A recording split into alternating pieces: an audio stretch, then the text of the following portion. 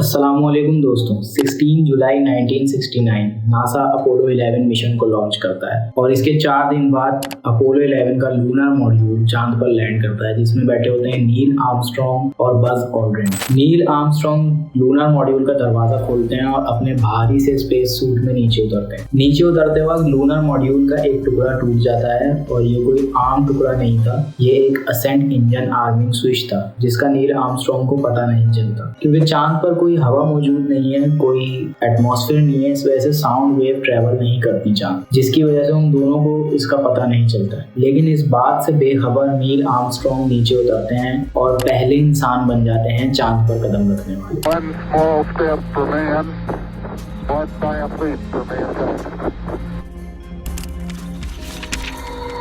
लेकिन क्या वाकई में ऐसा हुआ था? आज 50 से ज्यादा साल इस बात को हो चुके हैं, लेकिन कई लोग तो इस बात को मानने से ही इनकार कर देते हैं कि इंसान कभी चांद पर गए थे। कई लोग थ्योरीज बनाते हैं, वो ये कहते हैं कि अमेरिका ने ये सारा का सारा ड्रामा यहीं जमीन पर शूट करा और फिर लोगों को जाकर गलत बताया। अगर चांद पर कोई हवा या एटमॉस्फेयर नहीं है तो ये झंडा कैसे लहरा रहा है चांद पे? आइए जानने की कोशिश करते हैं इन सभी सवालों के जवाब आज की इस वीडियो में। 3, 2, 1, 0, all engine running. We choose to go to the moon in this decade and do the other things, not because they are easy, but because they are hard. Close to it, it's almost like a powder. Ground mass is very fine. I'm going to step off the limb. That's one small step for man, one giant leap for mankind. असल में America की चांद पर जाने की जो सबसे बड़ी वजह थी वो थी एक वॉर, एक कोल्ड वॉर जो अमेरिका और सोवियत यूनियन के दरमियान चल रही थी। दोनों मुल्कों के दरमियान स्पेस में जाने की जंग चल रही थी। साल 1957 में सोवियत पहला मुल्क बन जाता है अपनी आर्टिफिशियल सैटेलाइट को स्पेस में भेजने वाला। इसका नाम होता है स्पुतनिक। ये देखकर अमेरिकन गवर्नमेंट हैरान रह जाती है कि सोवियत उनसे आगे कैसे निकल गए। इसके कुछ ही महीनों बाद साल 1958 में अमेरिका भी अपनी आर्टिफिशियल सैटेलाइट लॉन्च करता है, एक्सप्लोरर। लेकिन सिर्फ 3 साल बाद सोवियत की तरफ से अमेरिका को एक और बड़ा तोहफा मिलता है। यूरी गगारिन, सोवियत एस्ट्रोनॉट, पहले इंसान बन जाते हैं स्पेस में जाने वाले। इस सब के सिर्फ एक हफ्ते बाद 20 अप्रैल 1961 को जो अमेरिका के प्रेसिडेंट थे जॉन एफ कैनेडी, वो एक खत लिखते हैं अपने वाइस प्रेसिडेंट को। वो उनसे पूछते हैं कि हम ऐसा क्या कर सकते हैं जिससे हम इस रेस में आगे निकल जाएं और सोवियत को हरा दें। इस खत में लिखा होता है, by putting a laboratory in space और by trip around the moon are we working 24 hours a day, if not why not, are we making maximum effort. कोई भी ऐसा स्पेस प्रोग्राम जो हम जल्दी से कर सकें जिससे हम सोवियत को हरा दें। इसका जवाब इन्हें कुछ ही दिन बाद मिल जाता है कि अगला बड़ा मिशन होगा इंसानों को चांद पर भेजना। 25 मई 1961 में ये अपनी फेमस तकरीर में ये वादा करते हैं कि ये अशरा पूरा होने से पहले यानी 1970 से पहले ये इंसानों को चांद पर भेजेंगे, और ना सिर्फ भेजेंगे बल्कि सही सलामत वापस लेकर भी आएंगे। Achieving the goal before this decade is out of landing a man on the moon and returning him safely to the earth. बहुत सारे लोग ये सुनकर हैरान रह जाते। साल 1961 को इमेजिन करो, कोई मोबाइल फोन नहीं था, कोई इंटरनेट नहीं था और जीपीएस टेक्नोलॉजी भी नहीं, और कंप्यूटर भी काफी ज्यादा पुराने, और ऐसे जमाने में ये वादा कर रहे हैं इंसानों को चांद पर भेजने। इसके लिए ये अगले 5 सालों में 7 से 9 बिलियन डॉलर की एडिशनल फंडिंग करते हैं स्पेस एजेंसी को, और फिर पूरी की पूरी स्पेस एजेंसी इस एक मकसद को पूरा करने के लिए काम पर लग जाती है। और कुछ ही टाइम के बाद टेस्टिंग भी शुरू हो जाती है। सबसे पहले ये उन रॉकेट्स की टेस्टिंग करते हैं जिनका इस्तेमाल करेंगे दुनिया से बाहर निकलने की। उसके बाद टेस्टिंग करी जाती है कमांड मॉड्यूल की हीट शील्ड, कि वो कितना गर्मी से बचा, सर्विस मॉड्यूल की प्रोपल्शन की। 1963 से लेके 1967 तक कई सारे टेस्ट किए जाते हैं और ये सारे के सारे अनमैन्ड होते हैं, यानी कि कोई इंसान नहीं बैठे होते रॉकेटों के अंदर। 21 फरवरी 1967 में पहला मैन टेस्ट प्लान किया जाता है, जिसमें 3 एस्ट्रोनॉट्स को स्पेसक्राफ्ट में बैठाकर ऊपर भेजा जाए और इस मिशन को नाम दिया जाता है अपोलो 1। लेकिन जमीन पर ही इस मिशन की टेस्टिंग के दौरान इनके केबिन में आग लग जाती है और वो तीनों एस्ट्रोनॉट मारे जाते हैं। इस बड़े नुकसान के बाद भी नासा हार नहीं मानता और अपनी टेस्टिंग को कंटिन्यू रखता है। अपोलो 4, अपोलो 5, अपोलो 6 फिर से सारे के सारे अनमैन्ड किए जाते हैं, यानी इंसानों के बगैर रॉकेट्स की टेस्टिंग करी जाती है। अक्टूबर 1968 में अपोलो 7 मिशन को लॉन्च किया जाता है और इसमें फिर से 3 एस्ट्रोनॉट्स को बैठाकर स्पेस में भेजा जाएगा और ये मिशन कामयाब होता है। इसके 2 महीने बाद अपोलो 8 मिशन को लॉन्च किया जाता है, जिसमें एस्ट्रोनॉट्स को चांद के पास भेजा जाता है और इसके सिर्फ 3 महीने बाद मार्च 1969 में अपोलो 9 मिशन लॉन्च किया जाता है, जिसमें लूनर मॉड्यूल को टेस्ट करा जाता है, यानी स्पेसक्राफ्ट का वो हिस्सा जो एक्चुअली में चांद पर लैंड करे। और इसके सिर्फ 2 महीने बाद मई 1969 में अपोलो 10 मिशन को लॉन्च किया जाता है और इसमें वो सारी टेस्टिंग करी जाती है सिवाय इसके कि वो चांद पर लैंड करे। आप स्पीड देख रहे हैं नासा की, कैसे वो एक के बाद एक नया मिशन लॉन्च करता जा रहा है। हर नए मिशन में एक के बाद एक चीज को टेस्ट किया जाता है, रॉकेट्स की टेस्टिंग, स्पेसक्राफ्ट की टेस्टिंग, चांद तक जाने की टेस्टिंग, और इन सारी टेस्टिंग के बाद फाइनली 16 जुलाई 1969 अपोलो 11 मिशन को लॉन्च किया जाता है। 2, 1, 0, all engine running. Liftoff. We have a liftoff. 32 minutes past the hour. Liftoff on Apollo 11. ये मिशन 3 एस्ट्रोनॉट्स पर मुश्तमिल था। Commander Neil Armstrong, command module के पायलट माइकल कॉलिंस और लूनर मॉड्यूल के पायलट एडविन बज ऑल्ड्रिन। ये तीनों नाम तारीखी नाम बन जाते हैं। नील आर्मस्ट्रॉन्ग और बज ऑल्ड्रिन को तकरीबन सभी लोग जानते हैं, लेकिन माइकल कॉलिंस को इतना नहीं जाना जाता। उसकी क्या वजह है वो मैं आगे वीडियो में बताता हूँ। ये जो अपोलो 11 स्पेसक्राफ्ट था, इसके 3 मेन पार्ट थे, कमांड मॉड्यूल, सर्विस मॉड्यूल और लूनर मॉड्यूल। पहले दोनों पार्ट्स को एक साथ मिलाकर CSM बोला जाता था, कमांड एंड सर्विस मॉड्यूल। इसका मकसद ये था कि जो लूनर मॉड्यूल है सिर्फ वही चांद पर लैंड करेगा और फिर वापस जाने के लिए लूनर मॉड्यूल वापस से टेक ऑफ करेगा और सर्विस मॉड्यूल से अटैच हो जाएगा। इस पूरे स्पेसक्राफ्ट को लॉन्च करने के लिए एक सैटर्न V5 रॉकेट का इस्तेमाल किया गया और लॉन्च करने से पहले इस रॉकेट में 1 million gallon kerosene, liquid oxygen और लिक्विड हाइड्रोजन ऐड किया गया। इस पूरे रॉकेट का वजन तकरीबन 30 लाख किलो था। इसकी मदद से ये स्पेसक्राफ्ट ऊपर गया और अर्थ के ऑर्बिट तक पहुंचा। अर्थ के ऑर्बिट तक पहुंचने में 10 मिनट से भी कम का वक्त लगा। उसके बाद इन्होंने अर्थ के ऑर्बिट का तकरीबन 1.5 चक्कर लगाया। इसके बाद इन्हें मिशन कंट्रोल से परमिशन मिल गई। मिशन कंट्रोल अर्थ पर ही मौजूद था। इन्होंने परमिशन दी कि ट्रांस लूनर इंजेक्शन कर लिया जाए, यानी कि स्पेसक्राफ्ट को अर्थ के ऑर्बिट से निकालकर चांद के ऑर्बिट तक ले जाया जाए। स्पेसक्राफ्ट को अर्थ के ऑर्बिट से निकालने के लिए एक बार फिर से सैटर्न V5 रॉकेट का ही इस्तेमाल किया गया और ये तीसरी स्टेज थी रॉकेट की, और ये सब कुछ सिर्फ 5 घंटों के अंदर अंदर हो गया। उसके बाद स्पेसक्राफ्ट को चांद तक जाने में काफी दिन का टाइम लगा। एस्ट्रोनॉट्स ने इंतजार किया अंदर बैठकर, कभी सोए, कभी खाना खाया, कभी फोटोज ली अपनी। 19 जुलाई 1969 तकरीबन 4 लाख किलोमीटर ट्रेवल करने के बाद स्पेसक्राफ्ट फाइनली चांद के ऑर्बिट तक पहुंचता है और यहाँ पर इसका काम होता है 2 में स्प्लिट हो जाना। Lunar module command and service module से अलग हो जाता है। कमांड मॉड्यूल में बैठे हुए थे माइकल कॉलिंस और स्पेसक्राफ्ट के इस हिस्से को नाम दिया गया कोलंबिया और लूनर मॉड्यूल को नाम दिया गया ईगल। इसमें बैठे थे नील आर्मस्ट्रॉन्ग और बज ऑल्ड्रिन।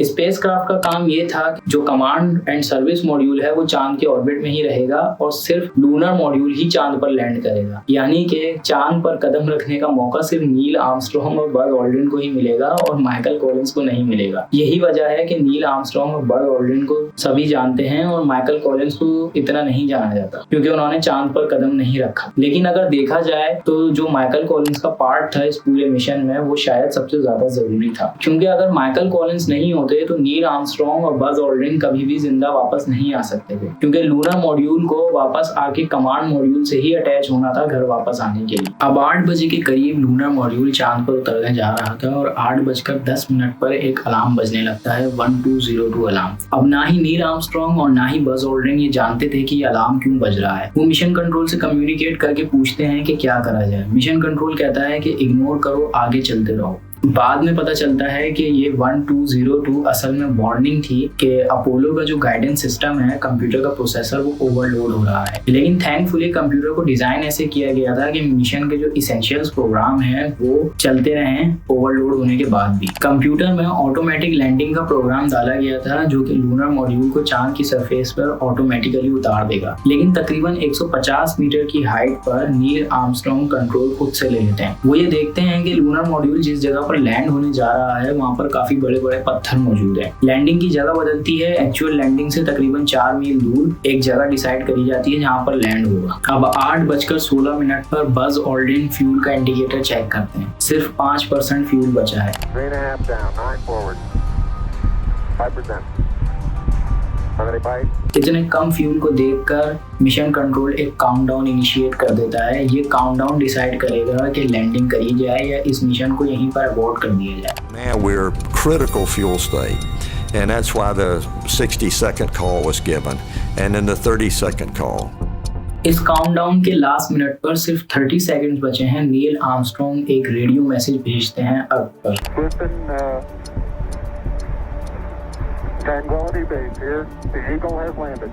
Roger, Tranquility. यही कि ईगल सक्सेसफुली लैंड कर चुका है। फिर नील आर्मस्ट्रॉन्ग अपना स्पेस सूट तैयार करते हैं, लूनर मॉड्यूल का दरवाजा खोलते हैं और अपना पहला कदम रखते हैं चांद पर। Okay, Neil, we can see you coming down the ladder now. और इस मंजर को तकरीबन 650 मिलियन लोग लाइव देख रहे हैं टेलीविजन पर। और नील आर्मस्ट्रॉन्ग के ये अल्फाज थे चांद पर कदम रखने के बाद। That's one small step for man, one giant leap for mankind. इनके पीछे बज ऑल्ड्रिन भी अपना कदम रखते हैं चांद के ऊपर। और फिर अगले 2.5 घंटों तक ये मिट्टी और पत्थरों के सैंपल्स कलेक्ट करते हैं और फोटोज लेते हैं चांद की सरफेस की। और कई साइंटिफिक इंस्ट्रूमेंट भी सेटअप करते हैं। हालांकि ये बात सच है कि ये मून लैंडिंग एक कोल्ड वार की वजह से कराई गई, लेकिन क्योंकि मून लैंडिंग कराई जा रही थी, ये इतनी बड़ी चीज थी, इसी वजह से वो साइंटिफिक इंस्ट्रूमेंट भी साथ लेकर गए। और कई साइंटिफिक ऑब्जेक्टिव्स भी थे इस मिशन के, जैसे कि ये एक टेलीविजन कैमरा सेटअप करते हैं चांद के ऊपर जो कि सिग्नल भेजेगा अर्थ पर। और ये एक डिवाइस भी सेटअप करते हैं जिससे कि सोलर विंड को मेजर किया जा सके जो चांद पर आ रही है। और एक ऐसी डिवाइस इंस्टॉल करते हैं जिससे कि लेजर बीम को अर्थ पर भेजा जा सके और उन लेजर बीम की मदद से एक्चुअल डिस्टेंस मेजर किया जा सके अर्थ और चांद के दरमियान। साथ ही साथ एक पैसिव साइज्मोमीटर भी ये लेकर जाते हैं जिससे कि चांद पर हो रहे जलजलों को मेजर किया जा सके। टोटल में 23 किलो मिट्टी और पत्थरों के ये सैंपल्स कलेक्ट करते हैं और वहाँ पीछे छोड़ आते हैं एक अमेरिकन फ्लैग और एक प्लेट जिस पे लिखा होता है here man from the planet first set foot upon the moon July 1969 AD We came in peace for all mankind। अब लूनर मॉड्यूल को तकरीबन 21 घंटों तक चांद पर रहना था, उसके बाद उसे वापस जाके CSM से अटैच हो जाना था। लेकिन ऊपर जाने के लिए प्रोपल्शन की जरूरत थी जिसके लिए इंजन चाहिए। अब ना ही नील आर्मस्ट्रॉन्ग और ना ही बज ऑल्ड्रिन ये बात जानते थे कि लूनर मॉड्यूल से नीचे उतरते वक्त जो इंजन को चलाने का स्विच था वो टूट गया था। इसकी बात मैंने वीडियो के स्टार्ट में करी थी। वो लूनर मॉड्यूल में पहुंचते हैं, वहाँ पहुंच के उन्हें रियलाइज होता है कि यहाँ पे क्या हो गया। वो मिशन कंट्रोल्स को इस डैमेज के बारे में बताते हैं और इसका कोई सोल्यूशन ढूंढते हैं। फिर इसका एक बहुत ही इंटरेस्टिंग सोल्यूशन निकलता है। स्विच क्या होता है? स्विच एक इलेक्ट्रिकल सर्किट को जोड़ने का काम करता है। तो बज ऑल्ड्रिन ये रियलाइज करते हैं कि उस सर्किट को दोबारा जोड़ा जाए इंजन को स्टार्ट करने के लिए। वो अपने आसपास चीजें देखने लगते हैं तो उन्हें अपना एक बॉल पॉइंट पेन दिखाई देता है। वो उस बॉल पॉइंट पेन का यूज करते हैं उस सर्किट को जोड़ने के लिए और फाइनली लूनर मॉड्यूल CSM से जाके अटैच हो जाता है। उसके बाद स्पेसक्राफ्ट को तीनों एस्ट्रोनॉट अर्थ की तरफ मोड़ते हैं। अर्थ पर लैंडिंग का प्लान ये था कि अब कमांड मॉड्यूल जो है वो सर्विस मॉड्यूल से अलग हो जाएगा और सर्विस मॉड्यूल अर्थ के एटमॉस्फेयर में जाके डिस्ट्रॉय हो जाएगा। लेकिन यहाँ पर खतरा ये था कि अगर सर्विस मॉड्यूल ज्यादा खराब हो जाता है तो उसके जो टुकड़े हैं वो कमांड मॉड्यूल को हिट कर सकते हैं और उसमें बैठे तीनों एस्ट्रोनॉट्स जो हैं वो मारे जा सकते हैं। इस चीज को अवॉइड करने के लिए नासा का प्लान ये था कि सर्विस मॉड्यूल में जो है वो थ्रस्टिंग लगी हुई होगी जो उसको कमांड मॉड्यूल से दूर ले जाएगी। लेकिन लैंडिंग के दौरान वो ये रियलाइज करते हैं कि थ्रस्टिंग तो काम ही नहीं कर रही है। अब तीनों एस्ट्रोनॉट्स कमांड मॉड्यूल में बैठे अपने सामने देख रहे हैं कि सर्विस मॉड्यूल कैसे टूट रहा है, उसके जो टुकड़े हैं वो कैसे बिखर रहे हैं। लेकिन ये एक बहुत बड़ा मिरेकल होता है कि सर्विस मॉड्यूल के जो टुकड़े हैं वो कमांड मॉड्यूल को हिट नहीं करते और एस्ट्रोनॉट्स को कोई नुकसान नहीं पहुंचता। इस पूरे मिशन में एस्ट्रोनॉट्स की जान जाने के इतने चांसेस थे कि अमेरिका के जो प्रेसिडेंट थे निक्सन, उन्होंने एक अलग से ऑल्टरनेट स्पीच तैयार कर रखी थी। आप इमेजिन कर सकते हैं एक ऑल्टरनेट तकरीर बनी हुई रखी थी कि अब इन केस अगर एस्ट्रोनॉट्स मारे जाते हैं। इस स्पीच में इन्होंने लिखा था fate has ordained that the man who went to the moon to explore in peace will stay on the moon to rest in peace. These brave men, Neil Armstrong and Edwin Aldrin, know that there is no hope for their recovery, but they also know that there is hope for mankind in their sacrifices. These two men are laid down their life for mankind's most noble goal, the search for truth and understanding. लेकिन thankfully ऐसा होता नहीं है। Command module safely अर्थ के atmosphere से नीचे आ जाता है, पैराशूट डिप्लॉय करता है और समुद्र में लैंड करता है। तीनों एस्ट्रोनॉट सेव हैं, जिंदा हैं। इन तीनों एस्ट्रोनॉट्स को रेस्क्यू शिप्स के थ्रू इवैक्यूएट कर लिया जाता है। लेकिन वाकई ये एक बहुत बड़ा मिरेकल होता है कि ये तीनों एस्ट्रोनॉट जिंदा बचकर वापस आ सके, क्योंकि नासा ने जो चीज़ जिस तरीके से प्लान करी थी वो वैसी ही नहीं हुई एग्जैक्टली। इन्हें कई जगह पे काफ़ी ज़्यादा प्रॉब्लम्स को फेस करना पड़ा, इन्होंने सक्सेसफुली उन प्रॉब्लम्स को डील करा और ये अर्थ पर जिंदा वापस बचकर आ सके। लेकिन यहाँ पर एक इंटरेस्टिंग चीज़ ये है कि इन तीनों एस्ट्रोनॉट्स को अर्थ पर वापस आने के बाद 2 हफ्ते के लिए क्वारंटाइन किया गया। ये किसी भी दूसरे इंसान से राब्ते में नहीं रहेंगे, क्योंकि खतरा ये था कि चांद पर कोई वायरसेस या कोई ऐसी बैक्टीरियाज इनको ना लग गए हों या कोई ऐसी जानलेवा बीमारी इनको ना हो गई हो। लेकिन थैंकफुली यहाँ पर ऐसा कुछ नहीं होता। अपोलो 11 मून लैंडिंग दुनिया भर के अखबारों में खबर बनती है। जो यूएस के प्रेसिडेंट केनेडी ने कहा था कि हम ये अशरा खत्म होने से पहले इंसानों को चांद पर ले जाएंगे, वो नासा ने कर दिखाया। In 1969, the public had little reason to question mankind's historic first step on the moon. After all, the achievement was a celebration of technological supremacy. America had finally won the space race. लेकिन ये कितने chance की बात नहीं है। 1970 में ये decade खत्म हो जाता और इससे ठीक 1 साल पहले 1969 में अमेरिका चांद तक पहुंच गया। कहीं ऐसा तो नहीं कि कोल्ड वार में अपने एडवांटेज के लिए अमेरिका ने ये फेक मून लैंडिंग कराई हो, कहीं इनका असल मून लैंडिंग का प्लान जो है वो फेल हो गया हो और इन्होंने ये फेक मून लैंडिंग प्लान जो है वो बैकअप पे रखा हो लोगों को बेवकूफ बनाने के लिए। ये एक एग्जाम्पल है वो कई सारी कंस्पिरेसी थ्योरी की जो इस मून लैंडिंग इंसिडेंट को लेकर बनाई जाती हैं। लेकिन सच्चाई यही है दोस्तों कि ये कंस्पिरेसी थ्योरी कई बार ऑलरेडी डिबंक करी जा चुकी हैं, क्योंकि अगर ये अमेरिका की तरफ से एक फर्जी अटेम्प्ट होता तो सोवियत इसको कभी भी नहीं मानता। लेकिन the great Soviet of encyclopedia जो 1970 से 1979 के दरमियान पब्लिश हुआ था, उसमें कई बार मून लैंडिंग को एक फैक्चुअल चीज बताया गया है। सोवियत ने कई बार अपने आर्टिकल में लिखा है कि Apollo landing 3rd historical event था स्पेस एज का। सबसे पहले स्पुतनिक की लॉन्चिंग 1957 में, फिर यूरी गगारिन की फ्लाइट 1961 में और फिर 1969 में अपोलो लैंडिंग।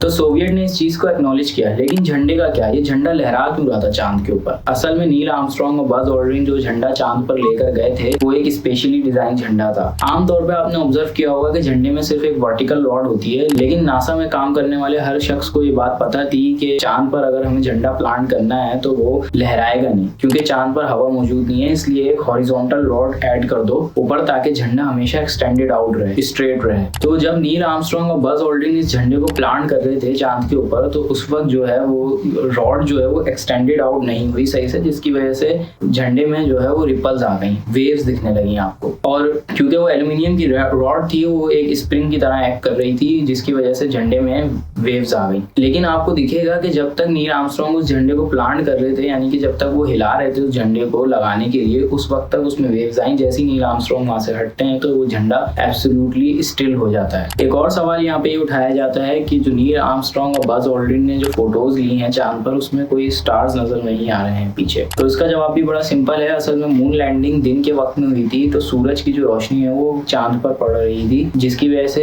एस्ट्रोनॉट्स के जो सूट्स हैं वो भी काफी ज्यादा रिफ्लेक्ट कर रहे थे। तो उस वक्त के कैमराज इतने हाई प्रोफाइल तो होते नहीं थे, और आज के भी जितने फोन के कैमराज हैं, अगर आप उनसे फोटोज लें और उसमें आपका फ्लैश ऑन हो तो आपको स्टार्स नजर नहीं आएंगे। एक और सवाल यहाँ पे ये उठता है कि वहाँ पे इतने अजीबोगरीब किस्म के शेडोज क्यों बने हुए थे? असल में ये कहा जाता है क्योंकि ये एक हॉलीवुड की तरह फिल्म बनाई जा रही थी, इसलिए जो है एक सोर्स ऑफ लाइट नहीं था। अगर यहाँ पे देखा जाए तो सन सिर्फ सोर्स ऑफ लाइट नहीं था, चांद की जो अपनी सरफेस थी वो भी as a complementary source of light react कर रही थी, जिसकी वजह से लाइट जो है वो काफी डायरेक्शन में जा रही थी, जिसकी वजह से इतने स्कैटर्ड फॉर्म में शेडोज बने। एक और सवाल यहाँ पे उठता है कि नील आर्मस्ट्रांग ने जो बज ऑल्ड्रिन की पिक्चर ली है उसमें नील आर्मस्ट्रांग की रिफ्लेक्शन नजर आ रही है, लेकिन नील आर्मस्ट्रांग के हाथ में कोई कैमरा नहीं है। अब ये कैसे हो सकता है? ये ऐसे हो सकता है कि नील आर्मस्ट्रांग ने कैमरा हाथ में नहीं पकड़ा हुआ था, बल्कि कैमरा उनके सूट में ही माउंटेड था और वो वहीं से उसको कंट्रोल कर सकते थे। एक और सवाल यहाँ पे उठता है कि वो फोटोज किसने ली कि जब नील आर्मस्ट्रांग लूनर मॉड्यूल से नीचे उतर रहे थे? तो इसका जवाब भी बड़ा सिंपल है कि लूनर मॉड्यूल्स में मल्टीपल कैमरास लगे हुए थे। अगर इन सब फर्जी थ्योरीज को हटाकर एक्चुअल क्रिटिसिज्म की बात करी जाए तो ऐसा नहीं था कि सब लोग बहुत खुश हो गए थे कि वाह नासा क्या काम कर दिया। दिया। कई लोगों ने बड़ा स्ट्रॉन्ग क्रिटिसिज्म भी किया नासा पर और अमेरिकन गवर्नमेंट पर। असल में मून लैंडिंग से पहले भी इसको कई लोग जो है वो क्रिटिसाइज कर रहे थे। 1962 में न्यूयॉर्क टाइम्स ने एक आर्टिकल पब्लिश किया जिसमें उन्होंने बताया कि जितना पैसा मून लैंडिंग पर लगाया जा रहा है इतने पैसे से करीब 120 यूनिवर्सिटीज बनाई जा सकती हैं जो कि हार्वर्ड की साइज की हों। तो क्या हमें मून लैंडिंग पे इतना पैसा लगाना चाहिए? अमेरिका की हर स्टेट में एक यूनिवर्सिटी खोल दी जाए जो कि हार्वर्ड के साइज की हो। असल में मेन पॉइंट ऑफ क्रिटिसिज्म ये था कि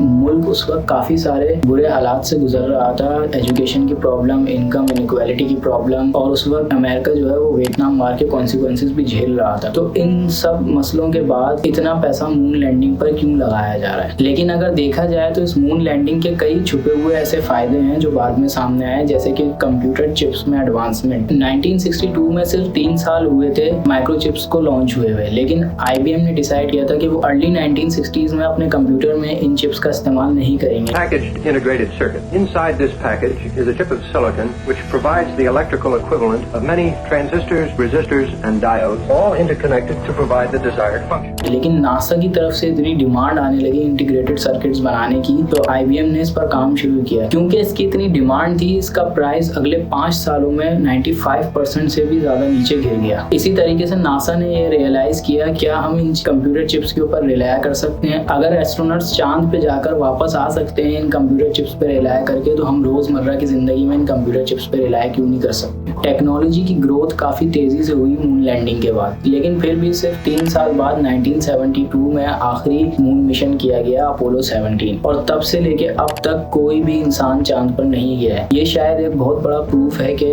अपोलो प्रोग्राम कितना महंगा था। 4 लाख से ज्यादा इंजीनियर, टेक्नीशियंस और साइंटिस्ट ने इस पर काम किया, और उस वक्त इसकी कॉस्ट आई थी $24 बिलियन, और आज की डेट में ये $100 बिलियन से भी ज्यादा की कॉस्ट है। शुरुआत में तो इसे सिर्फ जर्नलिस्ट क्रिटिसाइज कर रहे थे, लेकिन 1972 तक आते आते आम आवाम की भी जो फैसिनेशन थी नासा को लेकर और मून को लेकर वो खत्म हो गई। जैसे जैसे वियतनाम वॉर आगे चलती रही, मुल्क में आम आवाम के जो मसाइल थे वो बढ़ते रहे।